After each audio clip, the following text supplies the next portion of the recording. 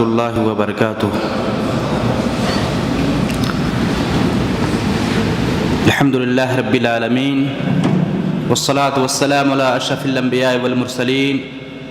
نبینا محمد وعلی آلہ وصحبہ اجمعین، اما بعد فاعوذ باللہ من الشیطان الرجیم۔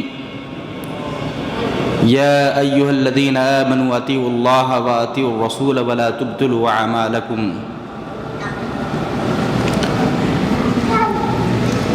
میرے دینی اور اسلامی ساتھیوں، ہم سے یہ بات مخفی نہیں کہ آج ماہ شعبان کی 8ویں تاریخ ہے۔ پہلے کلمہ اور بیان میں بتایا جا چکا ہے ماہ شعبان کے روزے کی فضیلت کے تعلق سے آپ کا عمل کیا رہا ہے اور ہمیں کیا کرنا چاہیے۔ صوم شعبان کی فضیلت اور اس کی حکمت یہ واضح کیا گیا تھا اور اشارتاً بتایا گیا تھا کہ اور ہمیں کیا نہیں کرنا چاہیے۔ ابھی آپ کے سامنے ایک معروف آیت پڑھی گئی۔ اللہ نے فرمایا، اے ایمان والو، یا ایھا الذین آمنوا اطیعوا اللہ واطیعوا الرسول، مومنو اللہ کے رسول کا کہا مانو اور اپنے اعمال کو باطل و برباد نہ کرو۔ پتہ یہ چلا کہ ہمارا عمل سنت کے موافق اور مطابق ہوگا، عند اللہ مقبول ہوگا، اور سنت سے ہٹ کر اللہ اور اللہ کے رسول کے خلاف ہمارا عمل ہوگا، فرمان نبوی کے خلاف ہوگا، وہ اعمال باطل ہو جائیں گے، برباد ہو جائیں گے۔ اللہ کے ہاں ہم مجرموں کے کٹہرے میں کھڑے ہوں گے، اللہ کے ہاں ہماری پکڑ ہوگی۔ میرے بھائی، تو بتایا جا چکا تھا کہ ماہ شعبان میں روزے کی کثرت ہو، اور یہ بھی واضح کیا گیا تھا اسامہ بن زید رضی اللہ تعالی عنہ سے مروی حدیث کے اندر، جبکہ انہوں نے پوچھا نبی پاک صلی اللہ علیہ وسلم سے کہ آپ اس مہینے میں کیوں روزہ رکھا کرتے ہیں اتنی کثرت سے، تو آپ صلی اللہ علیہ وسلم کا یہ جواب ہوا تھا کہ یہی وہ مہینہ ہے جس مہینے میں بندوں کے اعمال اللہ رب العالمین کے سامنے پیش کیے جاتے ہیں۔ فَأُحِبُّ أَن يُرْفَعَ عَمَلِي وَأَنَا صَائِمٌ، اور آپ نے بتایا تھا کہ میری چاہت ہے، میں پسند کرتا ہوں کہ میرے عمل بھی اللہ کے سامنے جائے، پیش کیے جائے تو میں روزے کی حالت میں ہوں۔ لہذا ہمیں چاہیے کہ اطاعت رسول کو عملی جامہ پہناتے ہوئے ہم شعبان میں بکثرت روزہ رکھا کریں۔ اب آئیے، چند دنوں کے بعد جو دن آنے والا ہے، لیلۃ النصف من شعبان، شعبان کی 15ویں رات کے تعلق سے اس کی کیا حقیقت ہے؟ کیا ماہ شعبان کے 15ویں دن کو روزہ رکھنا اور اس دن کو روزے کے لیے خاص کر لینا اور پھر 15ویں رات کو عبادت کے لیے تخصیص کرنا، کیا یہ عمل نبی صلی اللہ علیہ وسلم سے ثابت ہے، یا عمل کے اس بات کے لیے جتنے بھی مرویات ہیں یہ سارے کے سارے ضعیف یا موضوع روایات ہیں؟ انہی پر میں اشارہ کروں گا تاکہ ہم اپنے اعمال کو باطل و برباد ہونے سے بچا لیں، بدعت سے بچیں، سنت کے پابند ہوں۔ میرے بھائی، علامہ شیخ صالح عثیمین رحمہ اللہ نہایت ہی بہترین انداز میں 6 نقطے بیان کیے ماہ شعبان کے تعلق سے۔ میں چاہتا ہوں کہ انہی 6 نقطے کو بیان کر دوں جس سے ہمارے اوپر حقیقت کا آشکارا ہو جائے گا، صحیح اور غلط میں ہم تمیز کر لیں گے۔ ان میں سے پہلا نقطہ النقطۃ الاولی، آپ بتاتے ہیں کہ فَهَلْ يَتَمَيَّزُ شَعْبَانُ بِصِيَامٍ دُونَ غَيْرِهِ مِنَ الشُّهُورِ، کہتے ہیں کہ ماہ شعبان کا اس کی کیا الگ شان ہے باقی مہینوں کے مقابلے میں؟ تو آپ کا جواب ہے نعم، فَلَقَدْ كَانَ النَّبِيُّ صلی اللہ علیہ وسلم يُكْثِرُ مِنَ الصِّيَامِ فِيهِ حَتَّى كان يصومه إلا قليلا وعلى هذا فمن السنة أن يكثر الإنسان من الصيام في شهر شعبان اقتداء برسول اللہ صلی اللہ علیہ وسلم۔ بات بالکل واضح ہے اور بتایا جا چکا ہے کہ یہ بات واضح ہے کہ نبی پاک صلی اللہ علیہ وسلم اس مہینے میں بکثرت روزہ رکھا کرتے تھے، لہذا ہم پر اگر ہمیں واقعی نبی سے سچی محبت ہے، اس حدیث کے ہم پابند ہیں، لا یؤمن احدکم حتی اکون احب الیہ من والدہ وولدہ والناس اجمعین، صحیح بخاری کی روایت ہے کہ تم میں کا کوئی شخص مومن نہیں ہو سکتا جب تک کہ میں اس کے نزدیک اس کے ماں باپ، بال بچے اور دنیا کے سارے لوگوں سے زیادہ محبوب نہ ہو جاؤں۔ اگر واقعی نبی سے ہمیں سچی محبت ہے تو ہم اس مہینے میں، شعبان کے مہینے میں بکثرت روزہ رکھا کریں، صوم کے پابند ہوں۔ میرے بھائی، تو اس طرح یہ ماہ شعبان کا ایک امتیازی شان ہے اور مہینوں کے مقابلے میں۔ دوسرا نقطہ بتایا کہ صیام نصف ہی ای صیام یوم النصف بخصوصی النقطۃ الثانیہ، یہ دوسرا نقطہ ہے کہ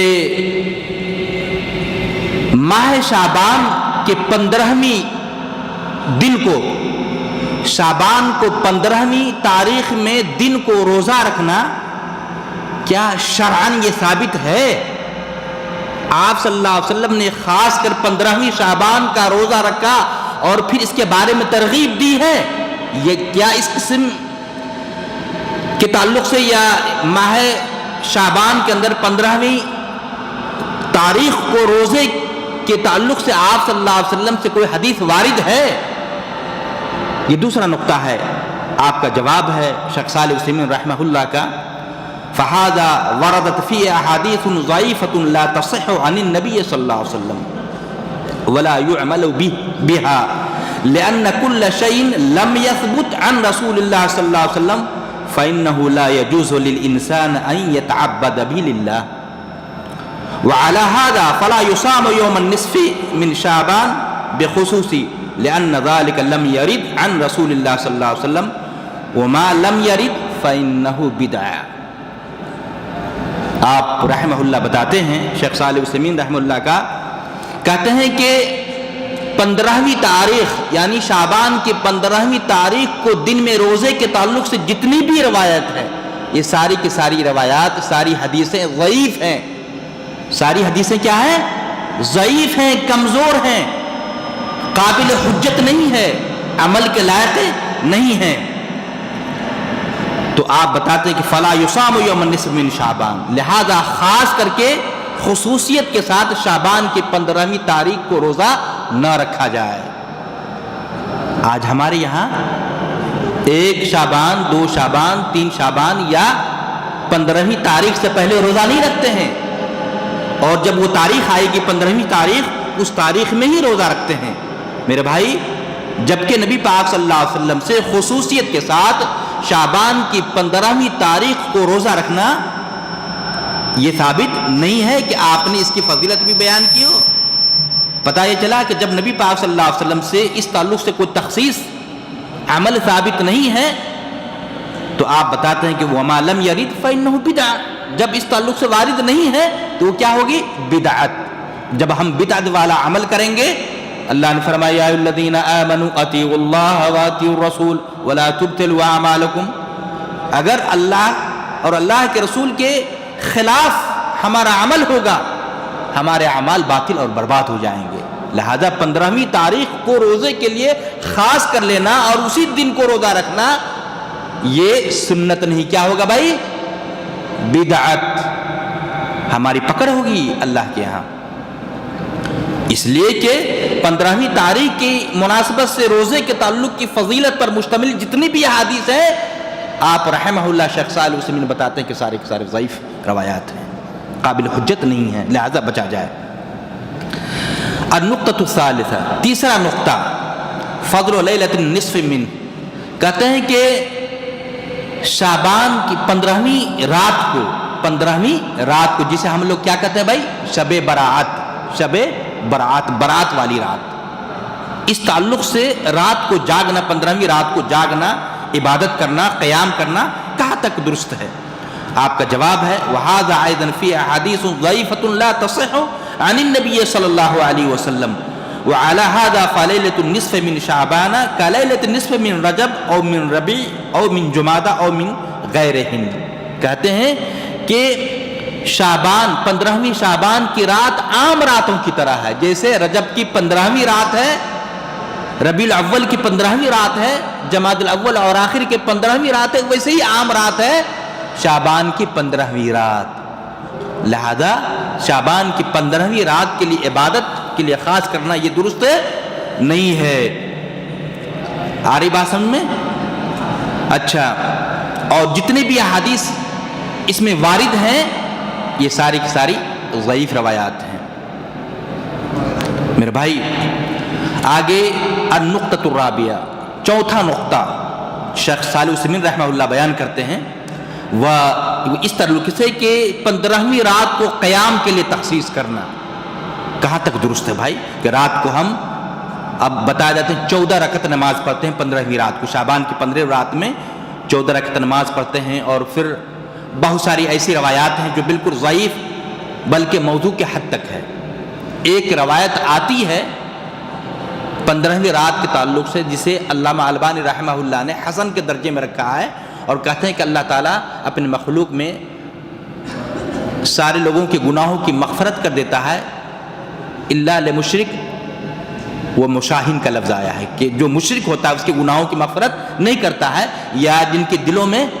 کینہ چھپا ہوا ہے، بغض ہے، کینہ ہے، ان کے گناہوں کی مغفرت نہیں کرتا ہے، یا اس معنی کی ایک اور حدیث ہے۔ باقی جتنی بھی احادیث ہیں عبادت کے لیے خاص کرنا، قیام اللیل کرنا رات کو یعنی 15ویں رات کو، یہ سارے کے سارے ضعیف روایات ہیں، حجت کے لائق نہیں ہیں، لہذا اس سے بچنا جائے۔ بتاتے ہیں وَهَذَا أَيْضًا بِدْعَةٌ، یعنی 15ویں رات کو قیام کرنا یہ بدعت ہے، لِأَنَّهُ لَمْ يَرِدْ عَنِ النَّبِيِّ صلی اللہ علیہ وسلم أَنَّهُ كَانَ يُخَصِّصُ تِلْكَ اللَّيْلَةَ بِقِيَامٍ بَلْ هِيَ كَغَيْرِهَا مِنَ اللَّيَالِي إِنَّهُ كَانَ الْإِنسَانُ قَدْ اعْتَادَ أَن يَقُومَ اللَّيْلَ۔ کہتے ہیں کہ یہ 15ویں کی رات عام راتوں کی طرح ہے، جیسے آپ عام راتوں میں عبادت کرتے ہیں، تہجد پڑھتے ہیں، ویسے آپ پڑھیں، کوئی حرج کی بات نہیں ہے، لیکن آپ خاص کر لینا عبادت کے لیے 15ویں رات کو اٹھ کر کے خاص طریقے سے عبادت کرنا، اور یہ کہنا کہ نبی پاک صلی اللہ علیہ وسلم نے اس رات کی عبادت کی بڑی فضیلت بیان کی ہے، تخصیص کے طور پر اسی رات کو عبادت کرنا، یہ کیا ہے؟ سنت نہیں، بدعت ہے، اور اس پر ہمیں ثواب نہیں، ہم مجرم ہوں گے، ہم گناہ گار ہوں گے، چونکہ یہ عمل بدعت ہے۔ اسی طرح آگے النقطۃ الخامسہ، پانچواں نقطہ کیا ہے کہ یہ 15ویں رات کو لیلۃ النصف من شعبان کو کہتے ہیں کہ یہ لیلۃ المبارکہ ہے، اور کہتے اس میں بندوں کی تقدیر کا فیصلہ ہوتا ہے، بندوں کی تقدیر کا فیصلہ ہوتا ہے، جبکہ اکثر علماء کرام مفسرین اس بات کی طرف گئے ہیں اِنَّا أَنزَلْنَاهُ فِي لَيْلَةٍ مُبَارَكَةٍ کی تفسیر کہتے ہیں کہ اس سے مراد لیلہ مبارکہ سے مراد لیلۃ القدر ہے، جس لیلۃ القدر میں اللہ نے قرآن جیسی مقدس کتاب کو نازل فرمایا، شہر رمضان الذی انزل فیہ القرآن اِنَّا أَنزَلْنَاهُ فِي لَيْلَةِ الْقَدْرِ وَمَا أَدْرَاكَ مَا لَيْلَةُ الْقَدْرِ۔ تو سورہ دخان کی ابتدائی اس آیت کے اندر جو لیلہ مبارکہ کا لفظ آیا ہے، اس سے شعبان کی رات مراد ہے، یعنی شعبان کی 15ویں رات مراد نہیں ہے، اسے شب قدر کی رات لیلۃ القدر کی رات مراد ہے، جس کی ایک اپنی بڑی عظمت ہے۔ تو آپ دیکھیں گے ہمارے بھائی لیلۃ القدر میں، شعبان کے آخر عشر میں لیلۃ القدر کا اتنا اہتمام نہیں کریں گے، لیکن اس رات کو جاگیں گے، قبرستان جائیں گے، اور کہتے ہیں کہ مردے کی روحیں آتی ہیں، مردوں کی روحیں، بلکہ یہاں تک ابھی میں ایک دائی ہیں شیخ منصور صاحب ثنایا قدیم کی، ان کے بیان میں سن رہا تھا تو بتا رہے تھے کہ لوگوں کے جہاں بہت سارے عقائد باطلہ ہیں، ان میں سے ایک عقیدہ یہ بھی ہے کہ جن کی موت شعبان سے پہلے ہو جاتی ہے ان کی روحیں بھٹکتی ہیں، مردوں کی روحیں دوسرے روحوں سے نہیں ملتی ہیں جب تک کہ یہ 15ویں رات نہ آ جائے، اور پھر لوگ کھانا نہ تیار کرے، پھر حضرت آئیں گے اور ختم پڑھیں گے، قل شریف پڑھیں گے، اس کے بعد ہی روحیں آپس میں ملیں گی۔ اور اس حوالے سے بڑے بڑے حضرت موٹے موٹے مبلغ اور روپیے بھی وصول کرتے ہیں صاحب خانہ سے۔ میرے بھائی یہ سارے کے سارے بدعات ہیں، شریعت میں اس کا کوئی ثبوت نہیں ہے، یہ شریعت سازی ہے، دین مکمل ہو چکا ہے۔ الیوم اکملت لکم دینکم واتممت علیکم نعمتی، ہم دین کے اندر اضافہ نہیں کر سکتے ہیں، نہ کمی کر سکتے ہیں میرے بھائی۔ تو اس طرح کے بدعات اور خرافات 15ویں شب کی مناسبت سے لوگ کرتے ہیں اور لوگوں میں مروج ہیں۔ اسی طریقے سے النقطۃ السادسہ، یہ آخری نقطہ ہے، شیخ صالح عثیمین رحمہ اللہ کہتے ہیں کہ اسی یوم النصف یعنی 15ویں رات کو مختلف قسم کے کھانے بھی تیار کرتے ہیں۔ کہتے ہیں فَإِنَّ بَعْضَ النَّاسِ يَصْنَعُ طَعَامًا فِي يَوْمِ النِّصْفِ مِنْ شَعْبَانَ يُوَزِّعُ عَلَى الْفُقَرَاءِ وَيَقُولُ هَذَا عِشَاءُ الْأُمِّ، کہتے ہیں یہ ماں کا کھانا ہے، یہ باپ کا کھانا ہے۔ روحیں آتی ہیں مردوں کے لیے، جتنے بھی ارواح ہیں ان کے لیے کھانا تیار کرتے کہ مردے آتی ہیں، مردوں کی روحیں آتی ہیں اور کھانا کھاتے ہیں۔ استغفر اللہ۔ آپ بتاتے ہیں کہ یہ سارے کے سارے عمل بدعت، وهذا ايضا بدعت لانه لم يرد عن النبي صلی اللہ علیہ وسلم، یہ عمل بدعت ہے اور نبی پاک صلی اللہ علیہ وسلم سے ولا عن الصحابہ رضی اللہ عنہم، نہ صحابہ کرام سے اس قسم کا عمل ثابت ہے کہ 15ویں شعبان کی رات کو آپ نے کھانا بنانے کا حکم دیا ہو یا صحابہ کرام نے عملی طور پر ایسا کیا ہو۔ میرے بھائی تو یہ سارے کے سارے اعمال جو آپ کے سامنے بیان کیے گئے ہیں، یہ سارے کے سارے اعمال بدعیہ ہیں جن سے ہمیں بچنا ضروری ہے، ورنہ کل قیامت کے دن ہم مجرم کے کٹہرے میں شمار کیے جائیں گے، ہمارے اعمال برباد ہو جائیں گے، باطل ہو جائیں گے۔ اللہ سے دعا ہے کہ اللہ تعالی ہمیں سنت کے مطابق عمل کرنے اور بدعت کے جتنے بھی وسائل ہیں ان سے ہمیں بچنے کی ہمیں توفیق عطا فرمائے۔ آمین وآخر دعوانا الحمدللہ رب العالمین۔